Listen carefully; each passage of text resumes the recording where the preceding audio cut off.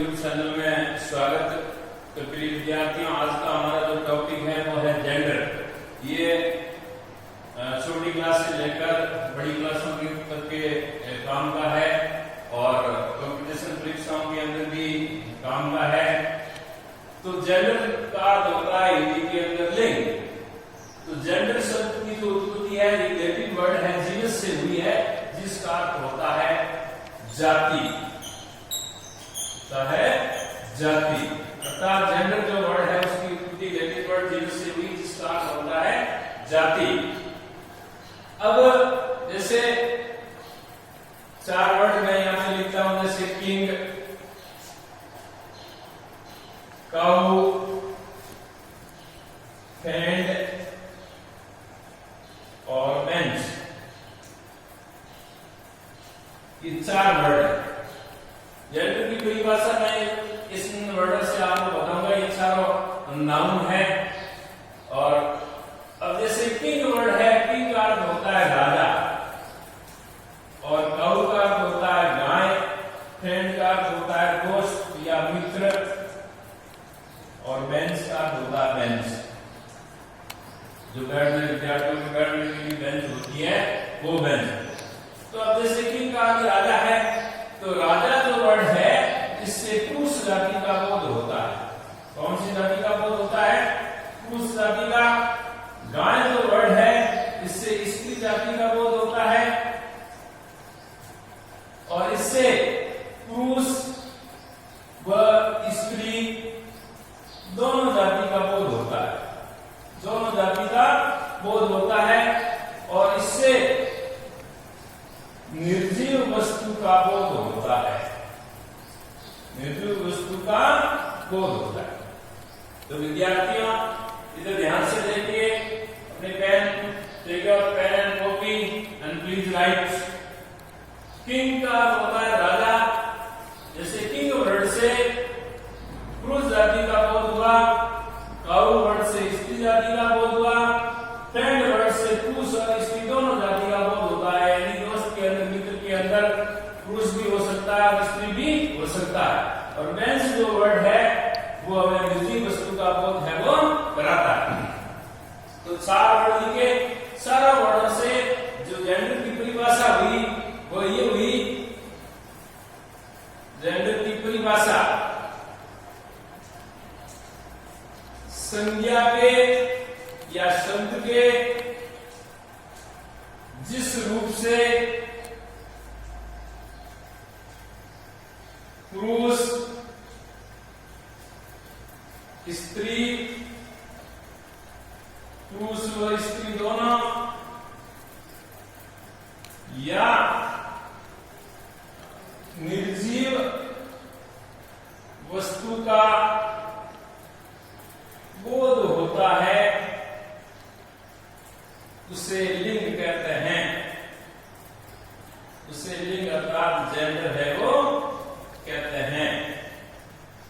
ये जेंडर की परिभाषा होगी कि संज्ञा या शब्द, ये संज्ञा है या शब्द के जिस रूप से इससे पुरुष जाति का बोध हुआ, इससे स्त्री जाति का बोध हुआ, इससे पुरुष और स्त्री दोनों जाति का बोध हुआ, इससे निर्जीव वस्तु का बोध हुआ, तो संज्ञा के जिस रूप से पुरुष और स्त्री पुरुष दोनों या निर्जीव वस्तु का बोध होता है, उसे लिंग है वो कहते हैं।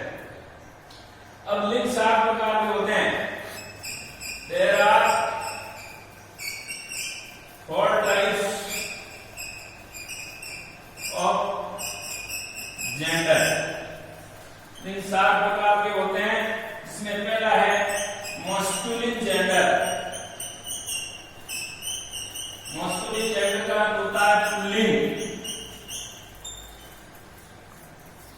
दूसरा होता है फेमिनिन जेंडर। स्त्रीलिंग। तीसरा है कॉमन जेंडर।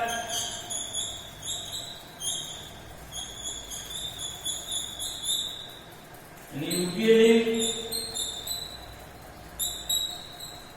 चौथा है न्यूट्रल जेंडर। Neutral gender.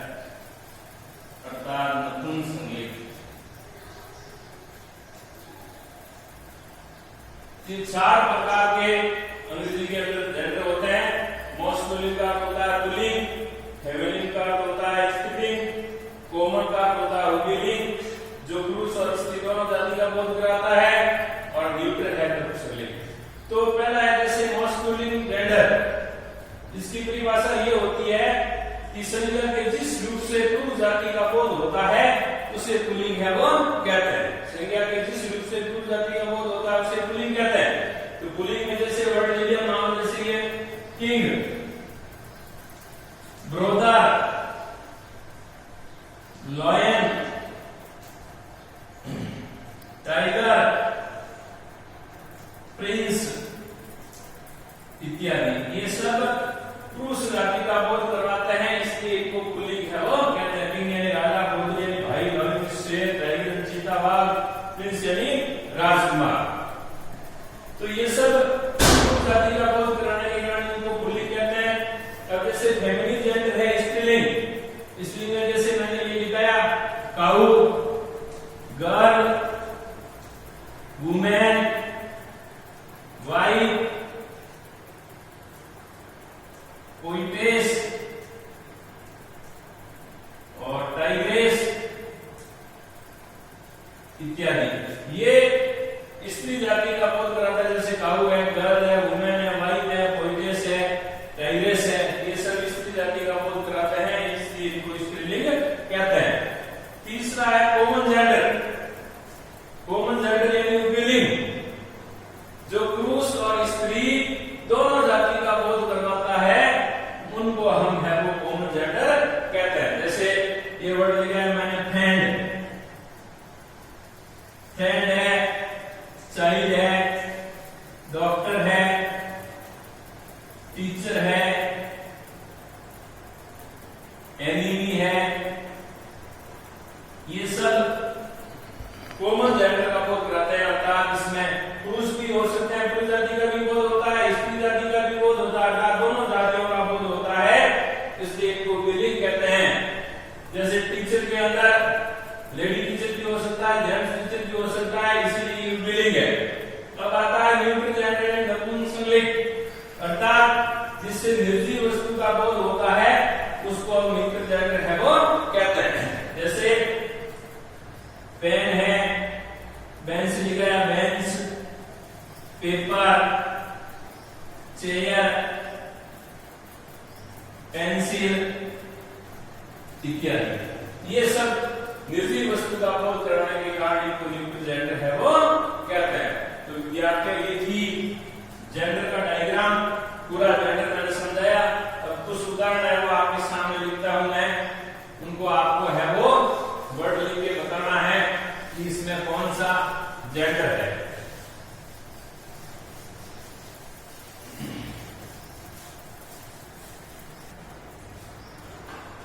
जैसे examples,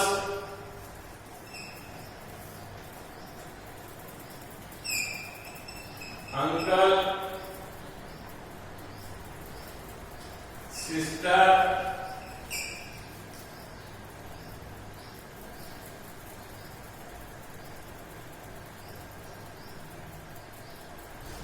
husband, actor,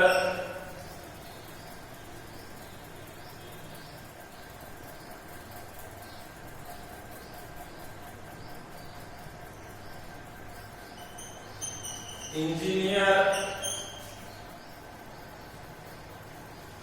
stool, hand,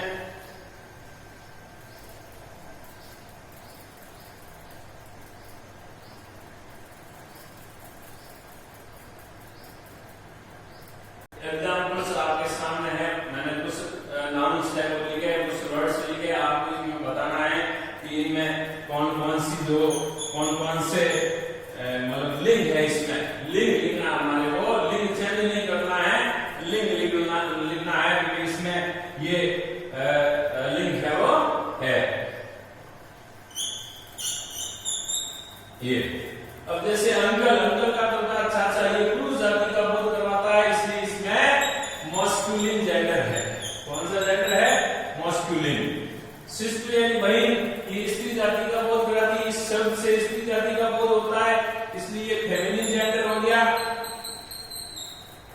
husband पति, ये इस शब्द से पुरुष जाति का बोध होता है, इसलिए ये भी मैस्कुलिन जेंडर है।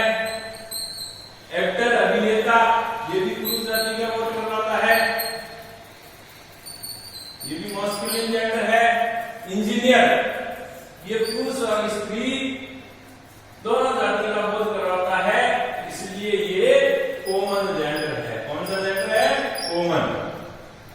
अब जैसे स्टील है, स्टूल, स्टूल निर्जीव वस्तु है, तो ये न्यूट्रल जेंडर है। कौन सा जेंडर है? न्यूट्रल। फैन भी न्यूट्रल जेंडर है, टेबल भी न्यूट्रल जेंडर है, क्योंकि इससे भी निर्जीव वस्तु का बोध होता है। और रूम भी न्यूट्रल जेंडर है, इससे भी निर्जीव वस्तु का बोध है वो होता है। तो ये है वो उस वर्ड मैंने आपके सामने लिखे और इनको हमने पहचाना कि इसमें ये जेंडर है। अब मस्कुलिन से पुल्लिंग में बदलना और पुल्लिंग से मस्कुलिन से फेमिनिन में बदलना और फेमिनिन से मस्कुलिन में बदलना। कुछ उदाहरण आपके सामने लिखता हूं मैं।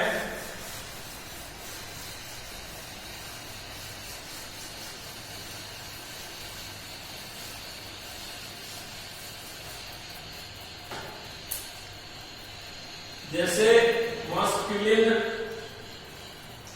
और फेमिनिन,